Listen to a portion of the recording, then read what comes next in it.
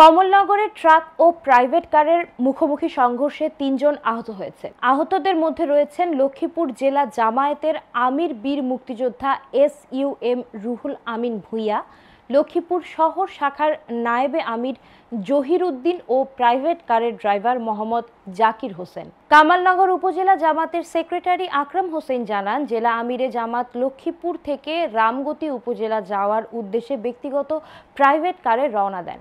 তার গাড়িটি যখন কমলনগর কলেজের আশেপাশে আসে তখন বিপরীত দিক থেকে আসা একটি ট্রাকের সাথে মুখোমুখি সংঘর্ষ হয়। এ সময় তাকে স্থানীয়দের সহায়তায় কমলনগর উপজেলা স্বাস্থ্য কমপ্লেক্সে নিয়ে যাওয়া হয়। সেখানে কর্তব্যরত চিকিৎসক প্রাথমিক ট্রিটমেন্ট দিয়ে উন্নত চিকিৎসার জন্য ঢাকায় প্রেরণ করেন। কমলনগর থানার অফিসার ইনচার্জ তৈহুদুল ইসলাম জানান, ঘটনাটি শোনার সাথে সাথে ঘটনাস্থলে ছুটে যায় এবং ঘাতক ড্রাইভার সহ ট্রাকটি জব্দ করে থানায় নিয়ে আসা হয়েছে।